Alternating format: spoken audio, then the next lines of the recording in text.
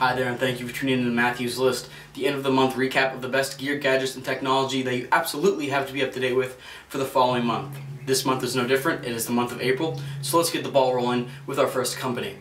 This is, of course, Apple. With the iPad launching in just 2 days, it's a pretty large landmark for anyone in the technology community. With no built-in flash support, Apple is trying to get entertainment companies to pump out as much HTML5 content as they can. Also, with Apple's more streamlined design of the iPad, many companies such as Wired are developing new applications for the iPad that just take it to an absolutely whole nother level. I'll include a link in the description below.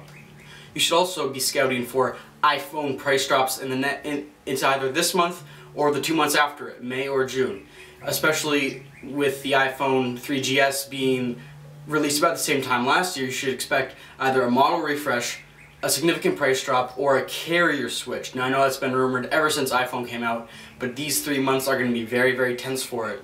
You should also be looking for a refresh in the MacBook Pro line.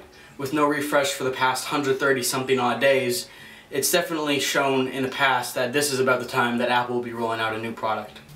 The second thing would be Google. Apple's arch nemesis, and maybe even taking a jab at Apple with this movement. Each new iteration or download of the Google Chrome browser will include direct Adobe Flash tie-in support. So you should definitely expect to see a lot of great things to come from Flash and a lot of great things to come from HTML5. And it's going to be very interesting to see how this new wave of Flash versus HTML5 war is going to pan out. It's pretty much inevitable at this point. Next on the list are 3D televisions. We've heard a lot about them in the past month, but when it boils down to it, they're either just too much of a niche to lower price, or overall just too high of a price. With companies trying to bridge the gap from non-3D to 3D televisions, a lot of them are doing direct product reviews, direct product showing, so you can see how technology works for yourself, as well as shipping out free kits with certain high-end purchases. Again, what it boils down to is simply it's too expensive, but in the next month you should expect some slight price decreases. And if it's something that you think you're interested in, then just wait a tiny little while. Lastly on the list is the Zune HD. Revealed just yesterday, Microsoft will be coming out with a new 64GB model. It'll be $50 cheaper than what Apple is currently offering. Also, it's rumored that there will be a $20 price decrease on the older models, which is something that I'm personally interested in.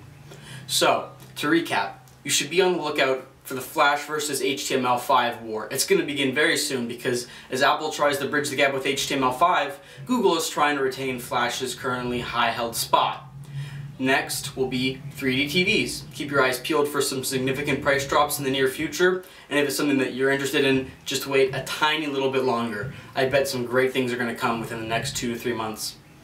Last on the list is the Zune HD. Again, 64GB, $350, which is $50 cheaper than the iPod Touch. Expect some iPod Touch revisions or price drops to meet the demand for the new Zune HD. Again, this was Matthew's List for the month of April's list. We have that $10 iTunes gift card giveaway coming up very, very soon. We're about 1/3 of the way there. Go ahead and click the subscribe button to the right. Excuse me, and if you like this video, please rate it 5 stars and comment. Thank you very much.